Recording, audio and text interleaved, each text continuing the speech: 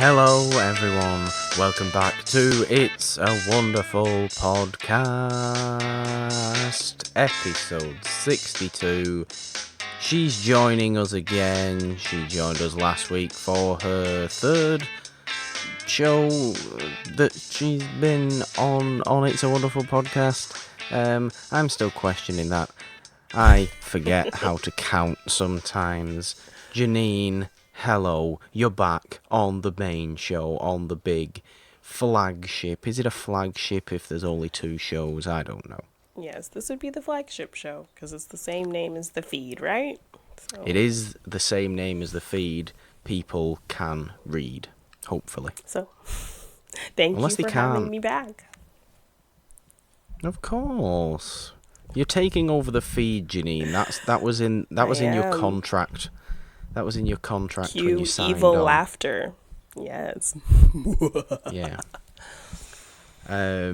Last week though, you were on, and we were talking about The Lion in Winter, which was a movie that I chose, which was a wonderful movie. Wonderful film. Even though Jeannine clearly got bored by me rambling on about the monarchs of old England. Oh no, old-timey history. It's so riveting. I love it. It's the best. See, you're just offending people now because it actually is. So, shush. Hey, they can't tell that I'm being totally sarcastic right now. Oh, I probably shouldn't have said that. But yeah, thank you for having me. You don't have to thank me. You know, you are a staple of this whole feed of two shows and potentially more shows in the future. And like I said, you are taking over, and I wouldn't have it any other way. But you picked the movie for this week, for episode 62, Jeannine.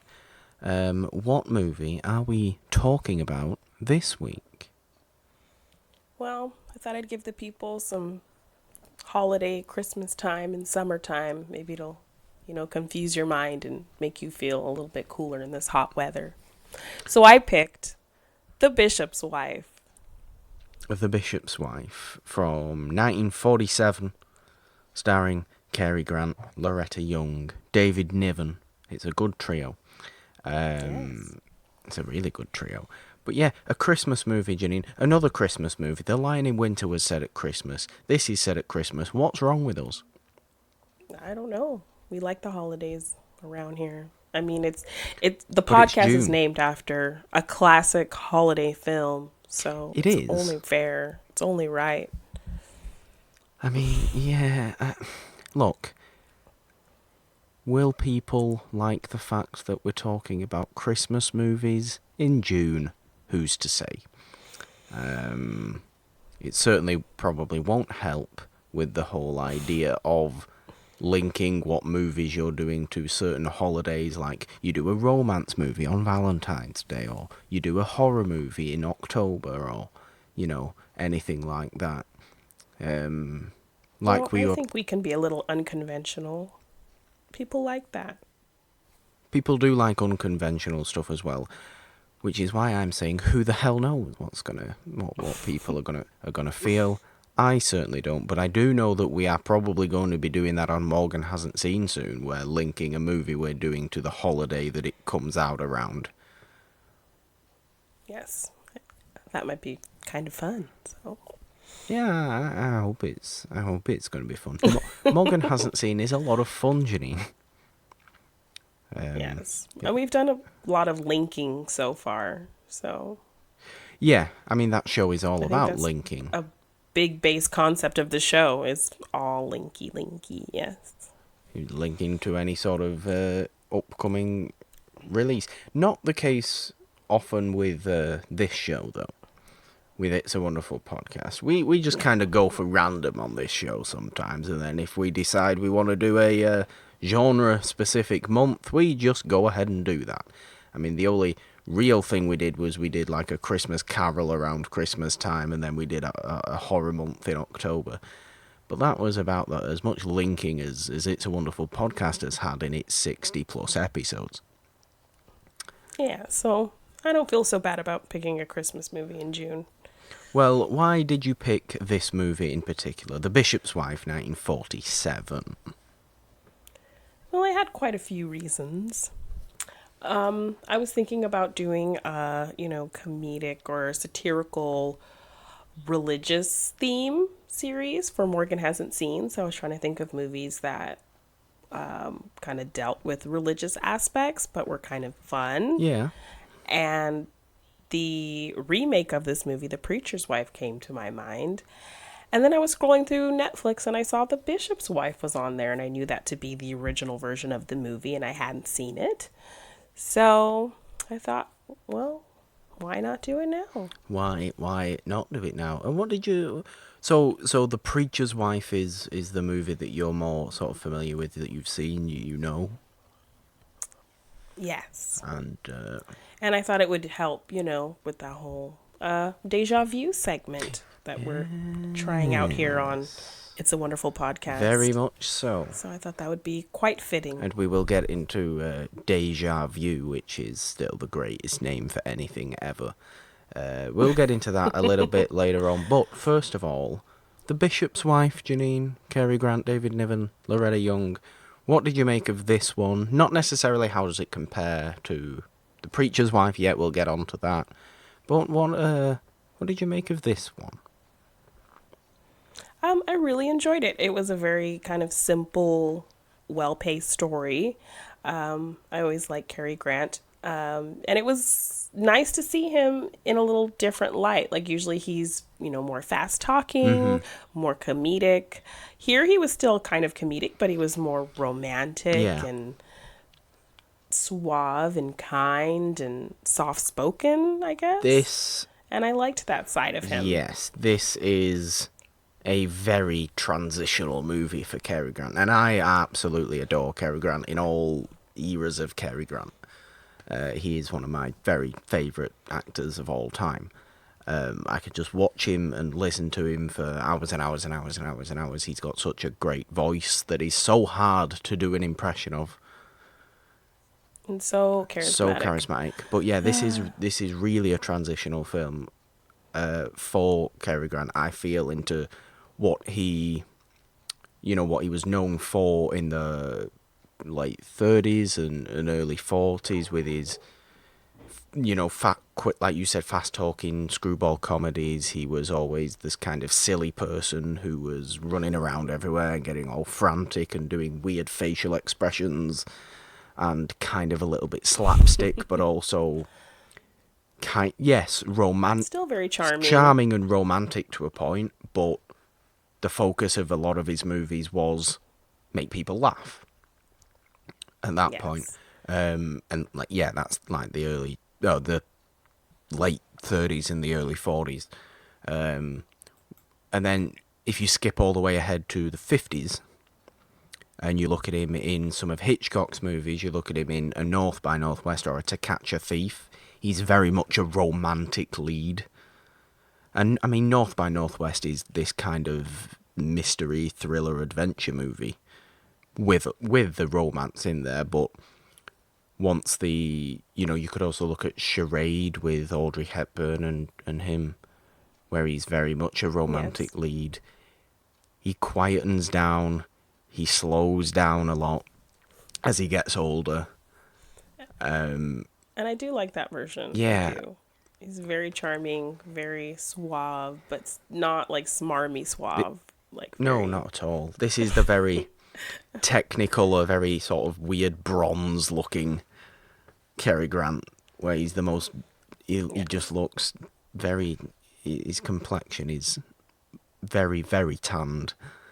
Especially in something like To Catch a Thief, it's ridiculous sometimes. Odd. But we love him. But yeah, that's obviously what he was in the 50s. And this, coming out in 1947... is it's such a interesting movie to watch, just to see the progression of Cary Grant as an actor, because in this he's kind of you can see he's moving towards that, but he still doesn't want to leave. He doesn't want to leave his silliness behind yet. Yeah, but he's still a little bit silly. And I think it's the like happy medium of kind of where he started and then where he eventually kind of was going with his career and his characters. I mean, And to a yeah, point, he never left his silliness behind. But no, that's a trademark. I feel like for him. this movie for sure still had plenty of laughs in there and plenty of Cary Grant just kind of not necessarily making a stupid face and running around, but just kind of playing with people and just being a little bit silly, Yes. which I really did appreciate. It was kind of a more funny movie than I was expecting it to be. Yeah. It seemed without watching it, it seemed going into it that it was going to be more of a romantic drama rather than a rom-com. No, romantic comedy. And it is Yeah. kind of very much like a rom-com, which I really appreciated. And I think that's why I enjoyed it so much because if anybody knows me from the Schmodown, that's Oh, yeah. that's my genre. So, yeah, he was very endearing and sweet and silly, and yeah, he was very mesmerizing in this movie. So even though everything was pretty simple, the story was pretty simple, he was great. I would be very surprised if any question about the bishop's wife turned up in the Schmodown, by the way. They tend not to go before the year 1990, unless it's a specific 80s or 70s category. They simply refuse. That's why I would be garbage in the Schmodown. Hey, they might throw some It Happened One Night in there in rom-coms. Or in a classics category, sometimes Classics. they have done that certain thing. In a standard round one Schmodown question, you will never get a classics question. You just won't. It doesn't happen. I think in around when Really? I think in around when I got a question about African Queen. Pretty sure. Oh, okay. I mean, okay. I think in my triple threat match with Draco and Stacy, I got a African Queen question. Okay. A movie we should probably some point do on It's a Wonderful Podcast. Yeah, I've never seen it, so I got that wrong, obviously.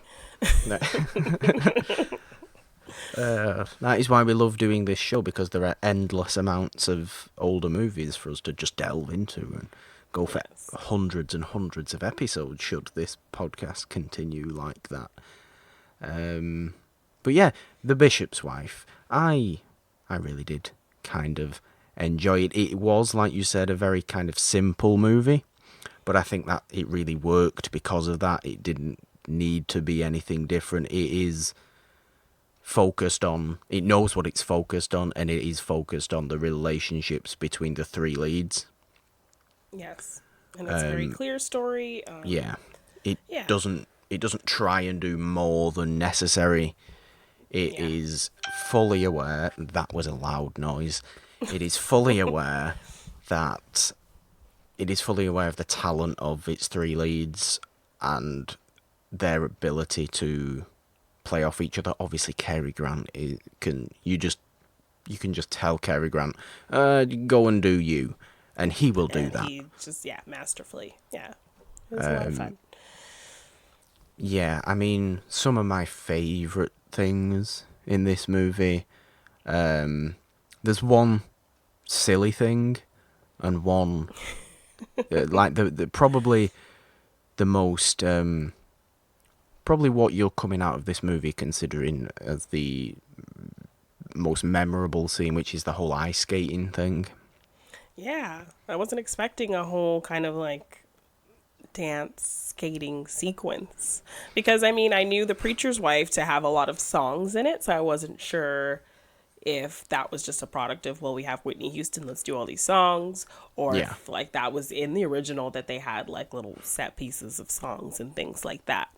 So I wasn't sure what to expect. So when nothing like that was really happening in this movie, I was like, okay, obviously they just added singing because it was Whitney Houston. But then they kind of broke out into this whole little ice dance, like actual kind of long choreographed sequence, and it was really fun.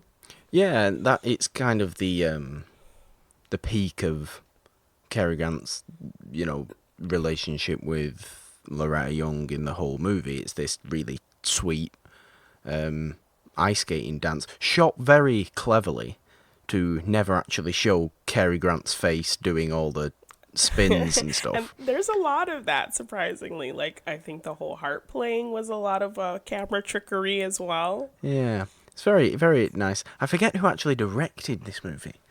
I shall have to, Look that up. because, yeah, it Yeah. was, But I mean, it's quite clearly not someone Cary else. Grant, but it's fun to watch, and it's very impressive. I always kind of really enjoy watching, like figure skating. It's weird, Me but it's too. just Like when I really grew up, like impressive. winter games, that was what I loved to watch. Henry Coster directed Henry this movie. Costa. I do recognise that name actually. Okay, well done, Henry Costa. But He directed Harvey. that's where I recognise his name from. Harvey is a fantastic movie with Jimmy Stewart and a big 6 foot tall invisible rabbit. It's a weird movie. You should watch Harvey. It's really silly. Hashtag Jeannine hasn't seen, but I know of it. That's what I'm saying, Jeannine. You should watch it. It's really silly. it's Jimmy Stewart at his peak silliness, I think, which is great. That sounds wonderful. But yeah, that whole ice skating was really sweet. It was just very, very nice to watch. Because Very unexpected as well.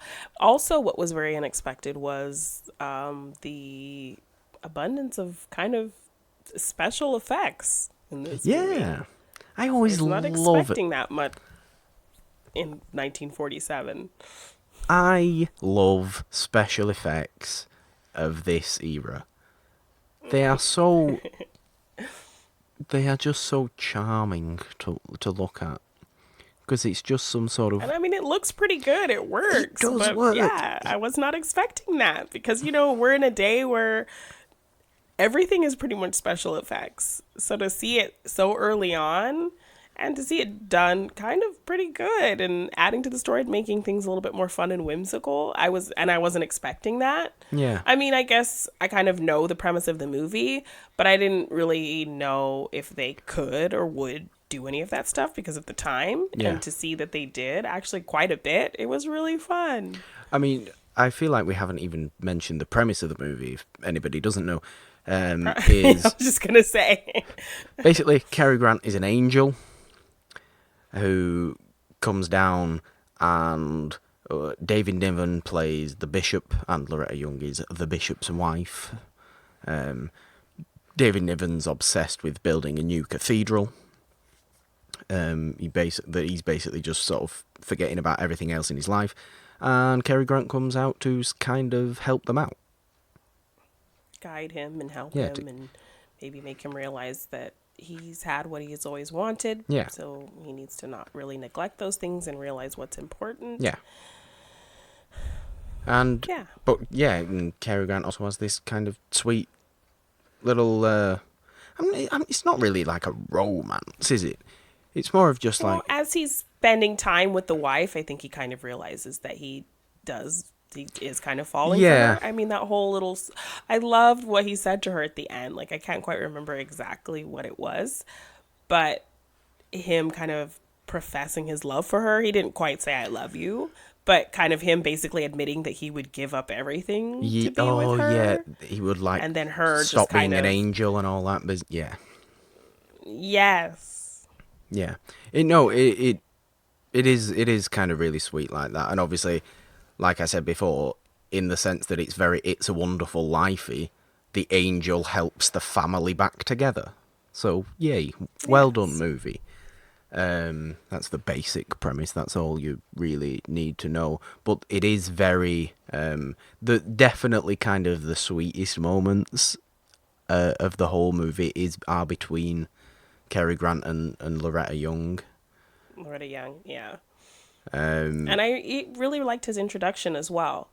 Like, you see him, and then he's just kind of doing like all these little good deeds as he's like walking through the town. Yeah.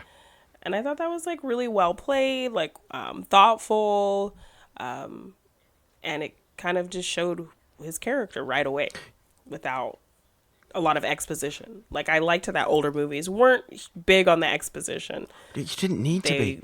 Showed you. It's just easily done in, that short length of time. It's all shows you all you need to know, and then they give you they actually trust that the audience is going to actually remember what they've just seen and notice things.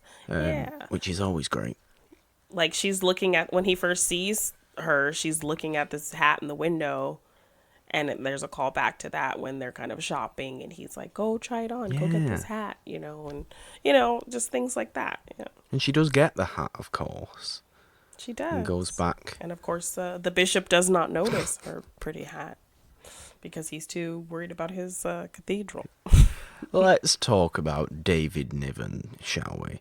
So yeah, this is kind of my first time seeing David Niven in anything, and I don't think I can picture him any other way than like a snooty, faluty, like stodgy guy. It's very understandable if this is the first David Niven movie you've ever seen to see him that way.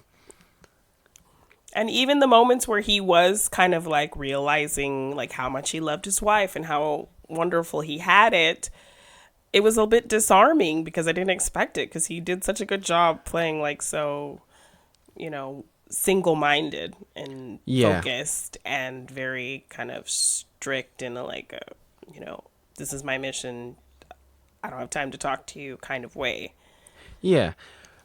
To a point, David Niven is kind of like that as an actor. He is kind of snooty, but he's also like not as, sort of heartless and serious as he is for a lot of this movie.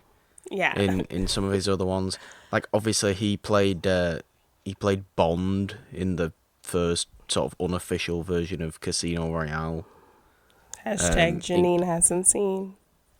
Yeah, and that was kind of, that's kind of more like more of a silly type of comedy Bond. Yeah. It's kind of weird. Satirical. And obviously he was also in like the Pink Panther and stuff. Where he's a bit snooty, but he's I said, he's not serious. When those sensitive moments did happen, when he's like looking at his wife and just realizing how much he really does love her, and he kind of expresses that, it is very disarming because you don't expect that, because most of the movie you see him being very like single-minded and very kind of not aware of what's happening around him.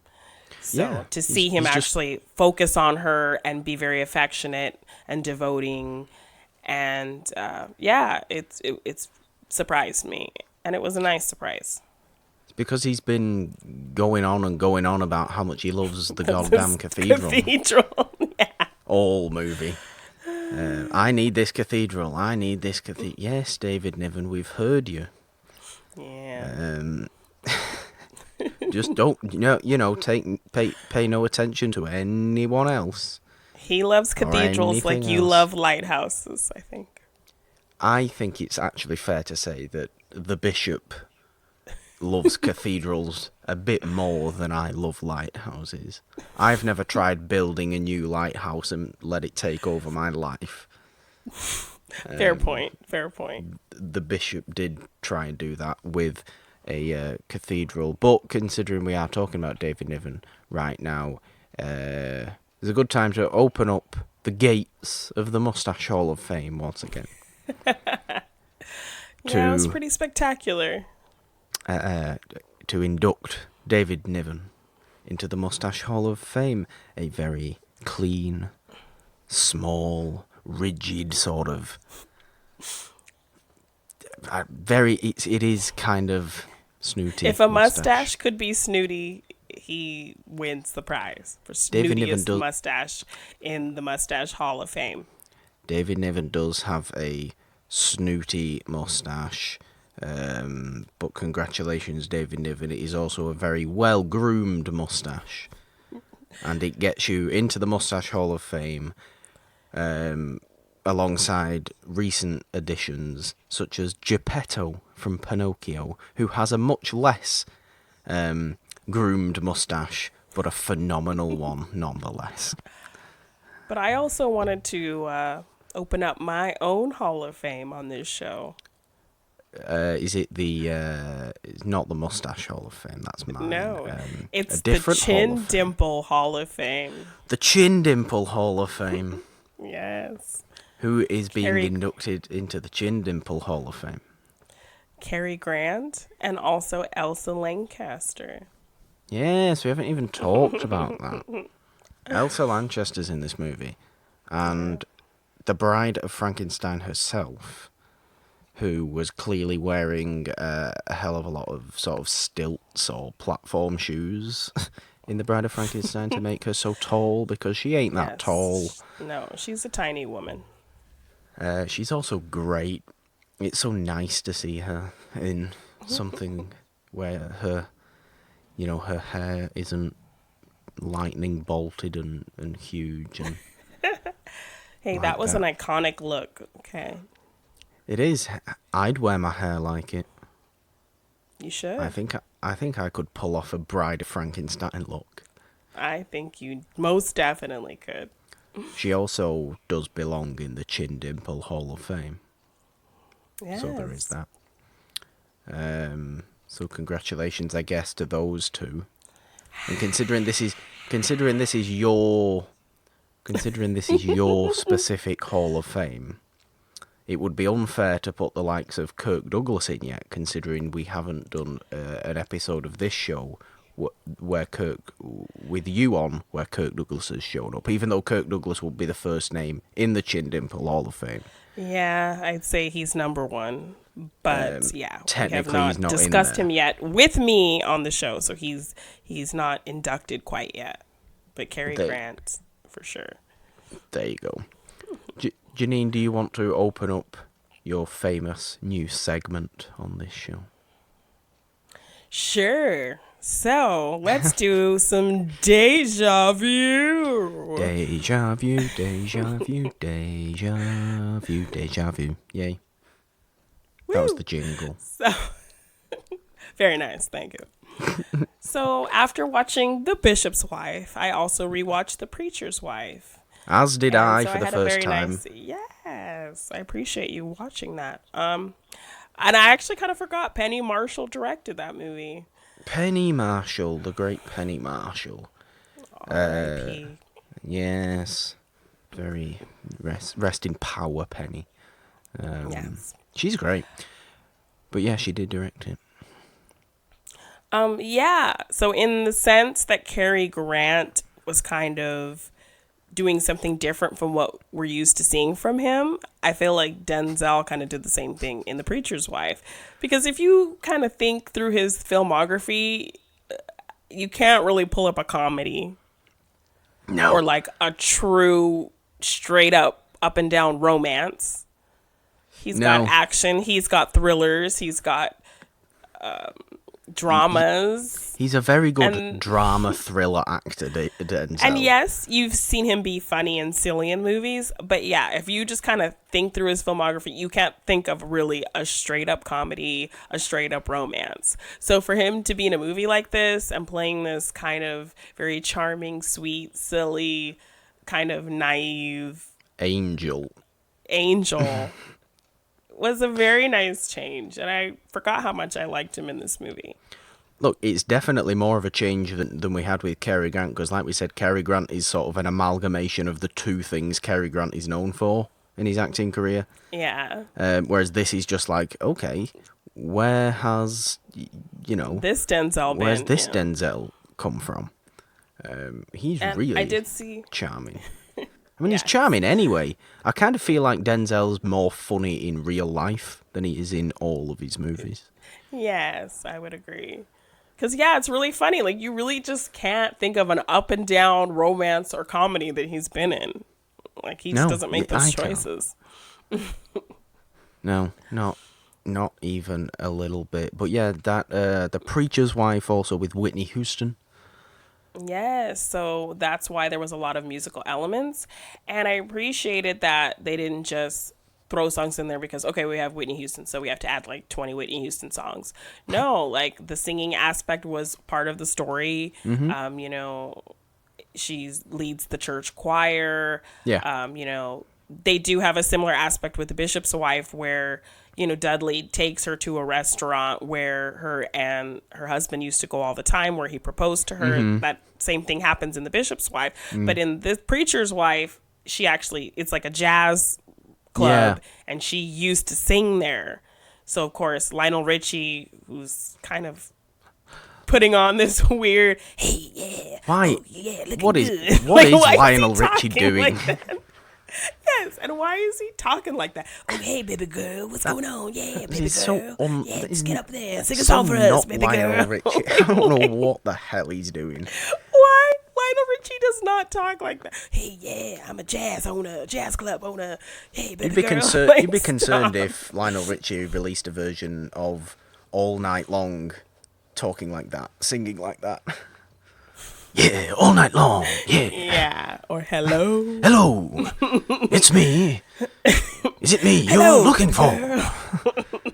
I can see it in Yeah, your no, eyes. I don't know what. That was a choice he was making. I can see But it in yeah, your smile. So Lionel, stop. yeah, no. Please, Lionel. Oh my gosh. But so as it okay. We'll take a minute. Okay, we're good. As it was, you know, a jazz club, they could say, okay, yeah, she used to sing here all the time. Get up and do a song for us.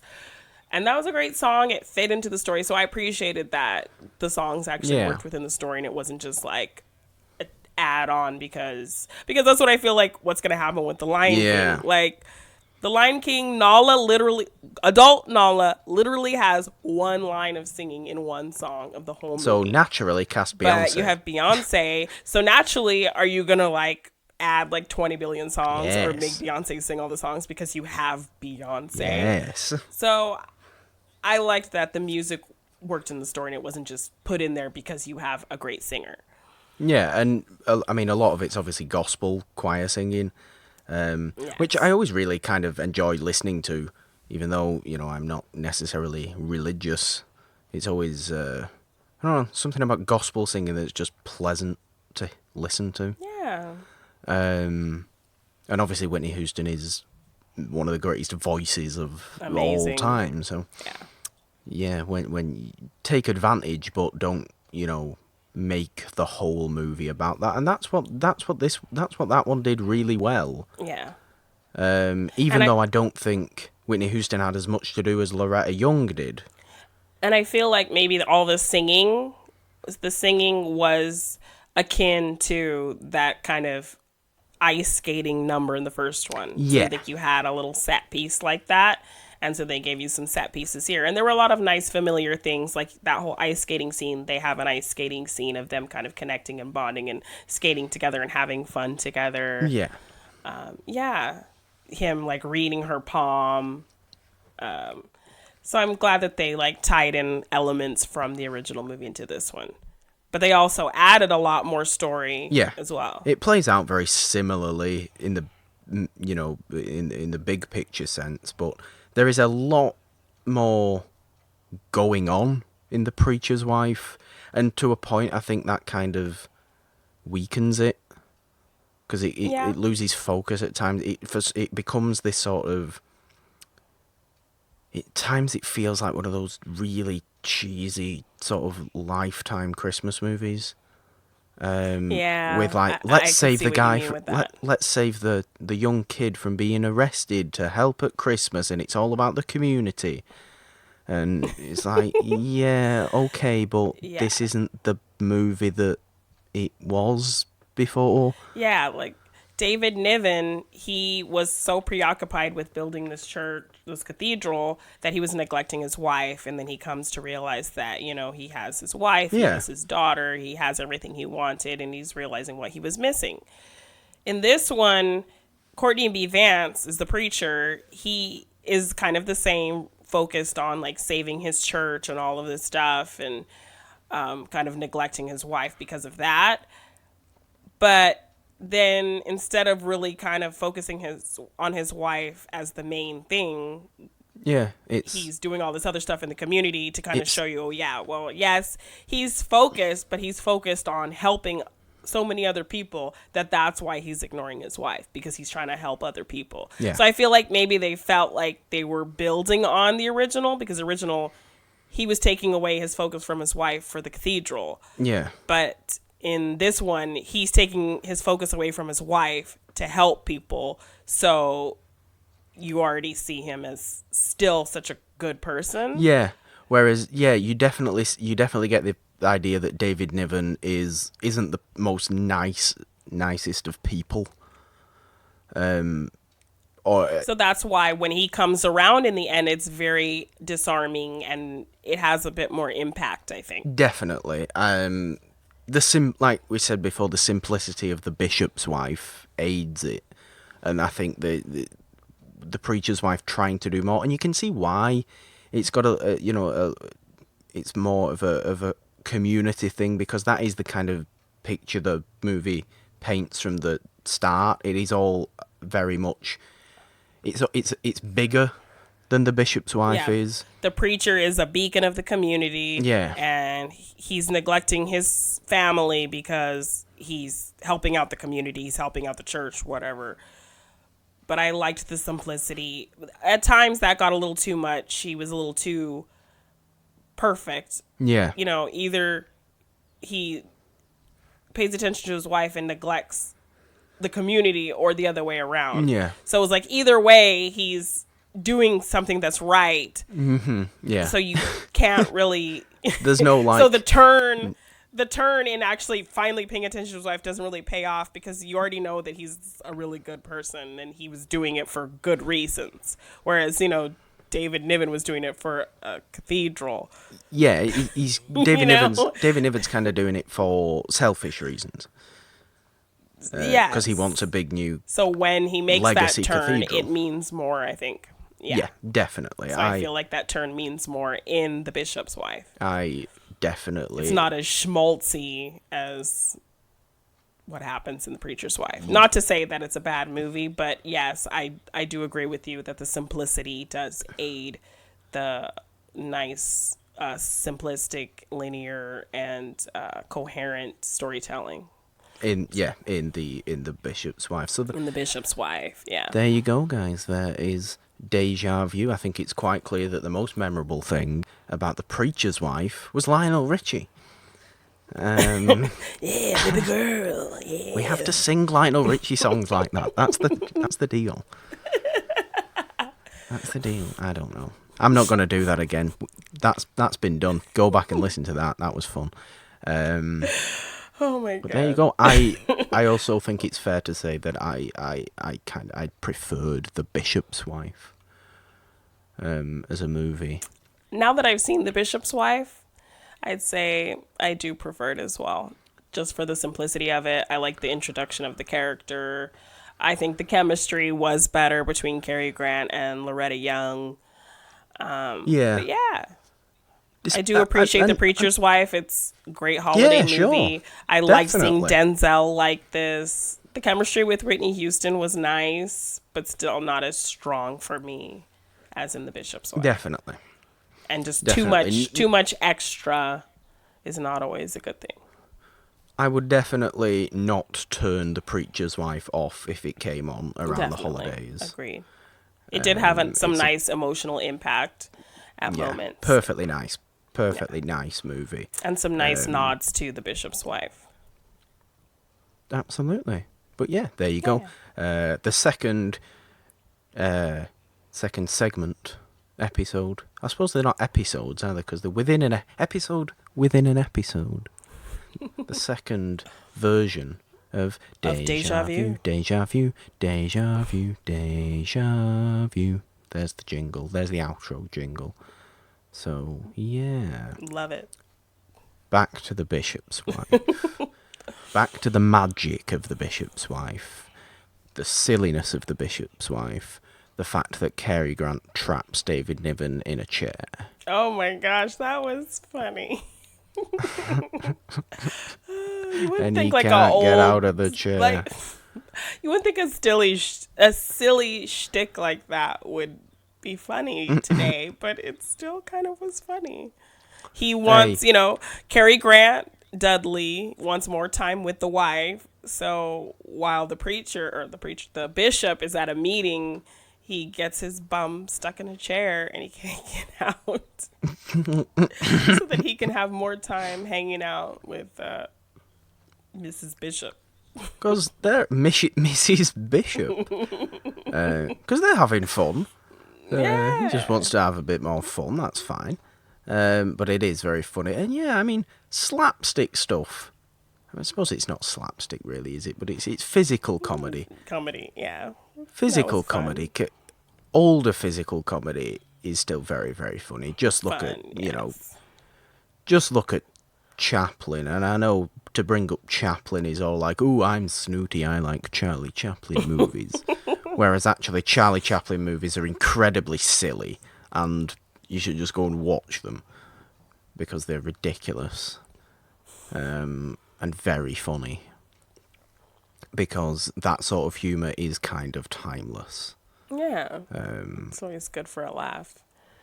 It is always good for a laugh, and I like in that scene you get a little bit of what David Niven can do, in the sense that he is reactionary to things going wrong with him. Yeah.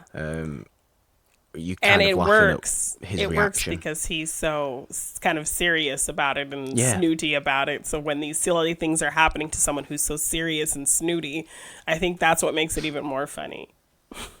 Yeah, and that obviously is that's kind of David Niven's deal. That's kind of what he does well.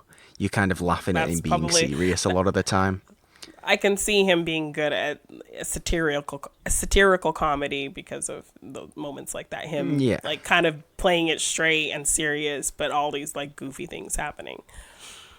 Yeah, and he's very good with like he's kind of witty as well sometimes, which is kind of nice as well. Obviously, famously put down that streaker at the Oscars. That happened in the 70s. Where David Niven was presenting an award and a streaker ran out with nothing on, and David Niven just absolutely terrorised him, just with one very smart quip, and just go and watch that. You can see that on YouTube. David Niven Oscars streaker. It's very funny. Yeah, I'm sure. Applause to David Niven. Welcome to the Moustache Hall of Fame. You're great. Nobody else in the Moustache Hall of Fame. Congratulations, sir. Yeah, I mean, it's a big deal. It is a big deal to be in the Moustache Hall of Fame. You don't know. You're not in the Moustache Hall of Fame. Yeah, I don't think hopefully I will never be in the Moustache Hall of Fame. Well, I mean, unless you wear a false moustache. Perhaps. Like I could do that. You can wear a false moustache. Put you in the Moustache Hall of Fame. Just for that? Just for that. Sure. Sure. I don't want to get in there as a fraud. No, that is I don't want to have a fraudulent mustache. And that taint the integrity of the Moustache Hall of Fame. That's reminded me of Anthony Hopkins' slightly fake beard from last week. Oh yeah, that bowl cut, that Caesar bowl cut thing that he had. Oh, that was all bad. Everyone had a haircut like that in the Middle Ages. That just looked ridiculous. I'm sorry, Anthony. Sigh. Sigh. Just sigh. What were some of your favourite moments of the Bishop's Wife then? Is there anything else that you want to bring up? I enjoyed the magical effects because I wasn't expecting that. Yeah. I did like the ice skating scene because that was also very unexpected and kind of fun. And I really did like, my rom-com romance loving heart loved him kind of professing to her at the end Yeah. with that just so suave and charming and so sweet and endearing. I just love that little speech he gives her at the end, kind of admitting that he would give up being an Yeah. angel and all of that for her. It's very rom-com. Yes. It's very rom-com. We haven't even talked about the professor dude, who I really enjoyed in this, actually. Yeah, me too. I think the actor's name is Monty Woolley. He's kind of like a really prolific character actor. He's been in all of the things, so you've definitely seen his face. But he's kind of fun in this. He's a little he's kind of that type of professor that's just kind of bumbling. And you question how he has got to the position he has got to, considering he doesn't know how to cross the street. And picking fights with people over Christmas trees. Yeah. The world's worst Christmas tree. Yeah, The that was most so sad. twiggy looking Christmas tree you've ever seen. It was like, I'm not giving you that much. Oh, just get a proper Christmas tree. Yeah, it was I pretty sad. don't know. But he was fun. He also turned into Indiana Jones at one point, where he insisted that one coin belonged in a museum. Museum. I don't know, what was the whole deal with that coin? I forget what the whole deal with that coin even was.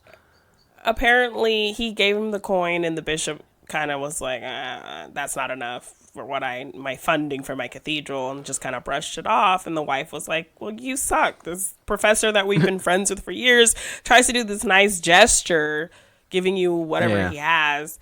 And then I don't know if it was Dudley's magic or what, but it turned out like that pence that he gave him was like a rare Roman historical coin piece or or something. something, and that it was worth a lot. So then it turned out to be something that he could use to get the money for his cathedral.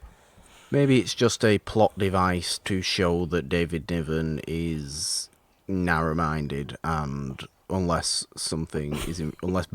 banknotes are in front of him, he's not going to be interested in what you have to give him, because he needs his damn cathedral. That he has a painting of that he likes ever That so he fondly. has a framed painting of in right over his house. fireplace, and he goes and he looks at it more than he looks at his wife. It's not even real yet. He goes and looks at his painting of his cathedral, completely ignoring everybody else. And his wife is gorgeous. Loretta Young, I could not take my eyes off her. She's so pretty. And she has like these big eyes and Loretta Young could soft walk features and Loretta Young could walk in all fun, like, all teasy, like maybe she's wants something nice and enjoyable this evening, who's to say? And David Niven's just going to be like, oh, no, not today. No. I'm looking at my cathedral. Cathedral painting. I'm looking at my painting of my cathedral that isn't actually a thing yet and that I need to happen. Yeah. So then Loretta Young gets all disappointed. And runs into the arms of Dudley, Cary Grant. A.K.A. Cary Grant. Wouldn't we all run into the arms of Cary Grant? I would. We all would, yes. Yes, most definitely. I mean, maybe not when he looks like a piece of leather when he gets a bit older. But His tanned leather. Yeah. sure. That's why it was good. nice. This movie was in black and white, so. Black and white Cary Grant is, I prefer to, in Technicolor Cary Grant. All the size. all- Sigh. All the size for Cary Grant. His mole is also a bit more pronounced in this than it used to be. Which clearly, I was too distracted by the dimple that belongs yes, in the Chin Dimple Hall of Fame. the charming smile and the chin dimple of Cary Grant. And the way he pronounces words is incredible. He has an accent that does not exist in the world anymore, Jeannine. That sad. transatlantic British American accent, because he's obviously British. Cary Grant. Yes. He was born in Bristol. Why does everybody always say Surrey? That he was from Surrey. He isn't from Surrey. He was born in Bristol. I know, but that's a thing people say. Well, I don't know who was from Surrey, but it wasn't Cary Grant. Do you remember when I made you watch The Holiday and they said that? Oh, The Holiday. Yeah. I remember that movie. That was the Christmas movie. Yes. Again with the Other Christmas movies. movie. Yeah, Jude Law. Yeah, that was a good. Oh, that's a good Yes. movie. I do not remember that though. I think it's when she's looking for a place to live, to switch houses with. Or, no, when she's talking to Eli Wallach. And she tells him she's from Surrey. And then they kind of talk about how Cary Grant was from Surrey. Yeah, Cary Grant was from Bristol, so that's a lie. Lies. I'm sorry if you could hear any noise then. For some reason I was getting a phone call and it's all going They're wrong. so busy and important. Well, it's all going wrong. I don't know what's happening. Yeah. What was that? I forgot what I was saying now because the damn phone call distracted me. How dare you? Dare you? I've completely, yeah. Cary Grant was from From Bristol. Bristol. Baby girl. Oh no, Lionel, go away. He's here. He's turned up again. Help us all. Hello. Help us all from Lionel Is it Richie. me you're looking for, baby girl?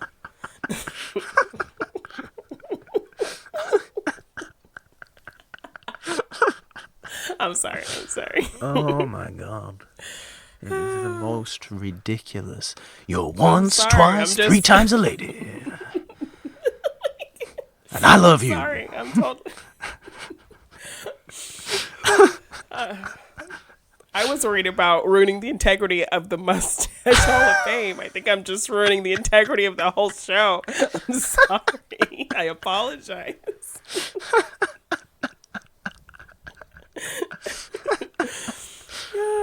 Oh, it's the stupidest piece of... What is he doing? What is he doing? Oh, God. I don't know. I'm completely off the rails. I don't know what I was talking about. The phone call distracted me. Everything distracted me. Jeannine, Yeah. can you ice skate? I think I've only done it once. And I wasn't very good. I can rollerblade, so I think if you can kind of rollerblade, you can kind of ice skate. So we'll just Ice say, skating's a little bit slipperier, though. yeah, I think I've only done it once, and I was okay. I have been ice skating quite a bit. I don't think I can ice skate. I mean, No, I don't. I certainly can't do what these two. what they were doing in this movie. I'm gonna use. Those three. Well, yeah. There were three of them at one there point. were 3 of them. I forgot about the taxi driver. We have to talk about the The taxi taxi driver. He was delightful. I love movies like this where he reminds me of is it Bert in It's a Wonderful Life, who's the taxi driver? Yeah. Mm-hmm. Who's just And I love him this small character putting who's really poor Bishop's wife. What is her on blast. name? Julia. Julia. Julia. Julia Goulia. I was going to say Yeah. Judith. I mean, Judith. Why would her name be Judith? Yeah, he puts her on blast because he spent the whole day before with her and Dudley and took them around, and then he actually got out and went ice skating with them. Yeah. So then when Julia goes out with the bishop, he's like, "Oh, you have a bishop here. That means you and Dudley are getting married, huh?" And she's like, "Oh, no, that's my husband." So poor David Niven did not like that. No, he did not. David Niven The did what taxi he driver is does. obviously very embarrassed for putting her business on blast like that. No, I really like him though. He's really sweet. Yes. He comes out with that. Do you know what? I've just blanked the line completely, but it was such a good line.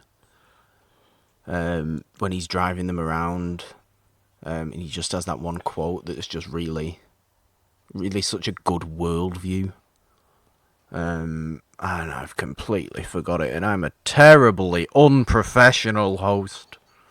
Yeah. And we are so professional. Yay. It's okay, baby girl.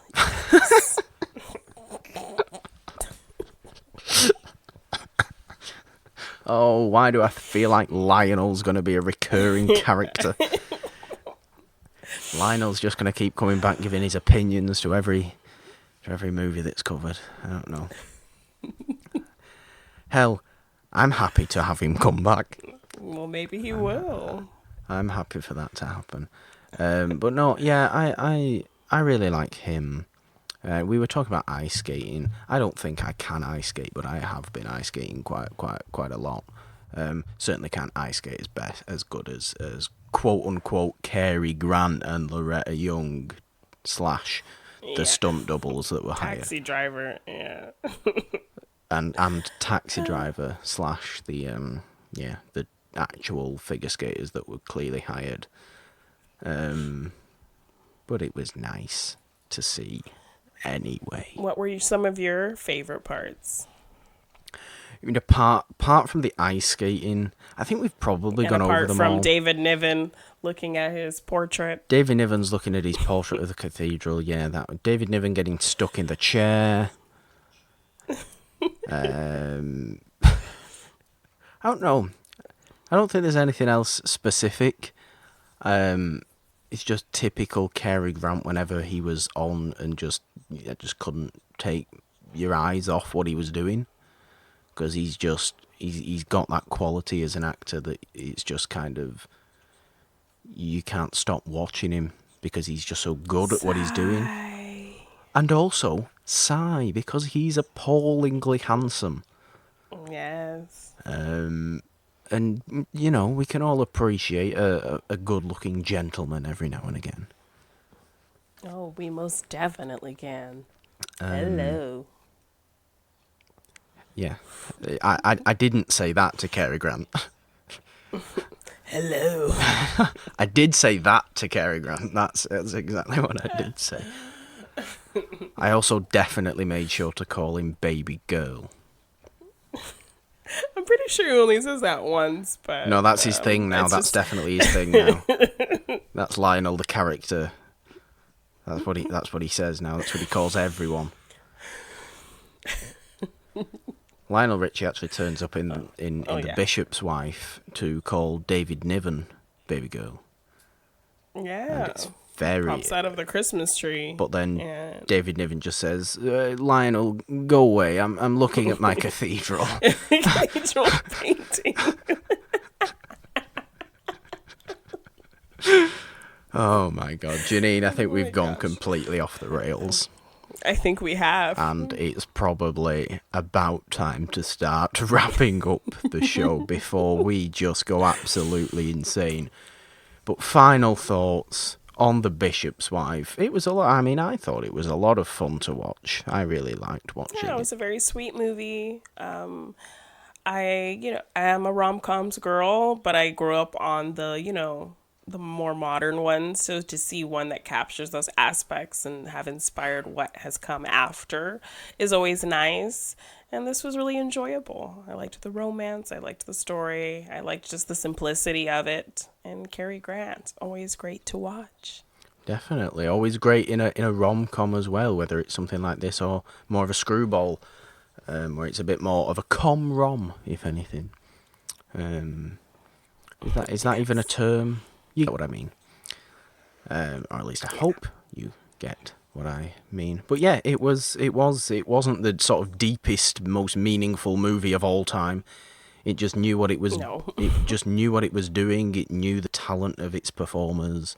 and it emphasised that talent to create a very successful, very sweet, very watchable, very enjoyable, and all-round kind of great movie that I hadn't even heard of before you suggested it for watching this week, Jeannine. So, as a typical fashion, Jeannine can't stop just, pretending like it's Morgan hasn't seen. And she just insists. Gotta educate you and educate myself. I hadn't seen it either, but I kind of knew the source material a bit. Yeah. So that's really it. I don't think there's anything else more I can say. Go and watch The Bishop's Wife, sure. Put it on your Christmas watching list. Yeah. Or just watch it, tomorrow, because we watched it in June, so why the hell can't you? And then follow it up with The Preacher's Wife, so you can see the great Lionel Richie. And then obviously follow it up with acting choices. Follow it up with Lionel Richie's Greatest Hits album, but pretend that he's speaking like he's character. Speaking the way he in speaks. The Preacher's Wife. The Preacher's Wife. Yeah. Penny Marshall, why did you let him do that? Because Penny Marshall, in her infinite wisdom, realised that one day, when Penny Marshall wouldn't even be around anymore, that two ridiculous podcast hosts would pick up on what Lionel Richie was doing and create a whole character based around it. I think she knew. That knew all That along. was Penny Marshall's complete goal with Lionel Richie's character in. Thank you, Penny. Thank you. It's all down. No, thank you to Lionel. You're just being weird. I'm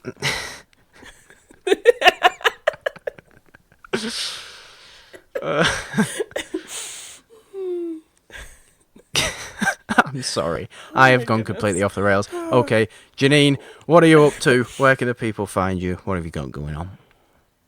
Oh, you can find me at Jeannine Dabine on Twitter and Instagram. You can see my writing. I write a weekly column at triviasd.com called Machine Mondays, where I discuss various Schmodown related topics. I have a TeePublic shop on G9 Design. So check it out there on TeePublic. And I have a Patreon. Just look me up, patreon.com, Jeannine LC. I got some fun tiers for y'all. So, yeah. And we also have our other show, Morgan Hasn't Seen. Yeah. Next week, we will be discussing our bonus film in our Men in Black / Will Smith series. Which I think it's looking like it. Independence Day was the big winner. Independence Day. So celebrate Independence Day on July 3rd with us as we discuss that movie. Morgan hasn't seen it. How fun is that? I haven't seen Independence Day. We're doing it for the show. It was chosen by the people for us to watch next week on Morgan Hasn't Seen. Jeannine, you will not be joining me next week for It's a Wonderful Podcast. But I will not, but you will have an equally wonderful I guest. will have an equally wonderful guest who will be announced with the movie shortly. Not teasing it now, but it's a wonderful guest and it's a wonderful podcast as well. But Jeannine, you will also you'll on Morgan Hasn't Seen, so people don't have to miss you so much. Yeah, if they miss me too much, you can find me over there. I'm sure that Independence Day recording will be very fun, considering it's a movie obviously that I haven't seen, but also one of those kind of movies that everyone I know has seen and loves because they're all American. Everyone has seen. It's just because I'm not American, I think. And you were just like, I'm British. Independence Day is not my thing. Well, Independence Day is so actually I'm not gonna watch this the movie. complete opposite for British people. Yeah, it is in fact. sorry. It is in fact losing day. Sorry. It is the day of loss. But hey, this is about aliens. It is about Independence from aliens. aliens. You got prime Will Smith, prime Goldblum. Is it prime Goldblum? Yeah, I guess it's he's prime pretty hot. Goldblum. Yeah, He's prime to me because he's pretty hot. Yeah. I guess it is prime Goldblum, but I'm looking forward to that. So yeah, guys, keep a lookout for that, and keep a lookout, obviously, for It's a Wonderful Podcast with another wonderful guest next Friday.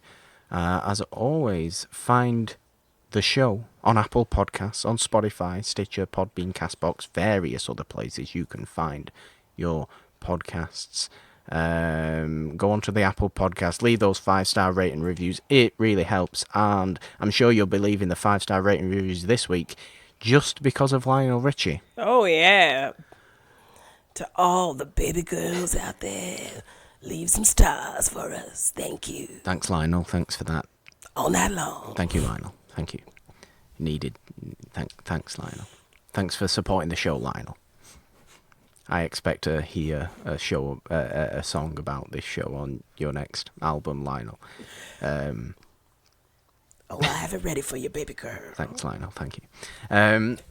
Yes, find the show on Twitter as well, at It's a Wonderful One, to get all your updates for this show, the main show, and Morgan Hasn't Seen, where Jeannine is every single week. She is only here on certain weeks, but she is on Morgan Hasn't Seen every single episode. So if you like Jeannine more than you like me, go and listen to that. I'm there as well, but at least you get Jeannine, and isn't that wonderful for everybody involved? But you can stop. But you can also find me on Twitter at the Purple Dom with a 3 instead of the E in the because, Jeannine. 3 is the magic number. Or on Instagram at just the Purple Dom with no 3. Yeah, that is going to do it. Episode 62 of It's a Wonderful Podcast is in the can. Until next week, where it's just going to be me and another guest. It won't be Jeannine, but we'll sync up the goodbye as we like to do. Bye. I'm not sure that was very synced. It was fine.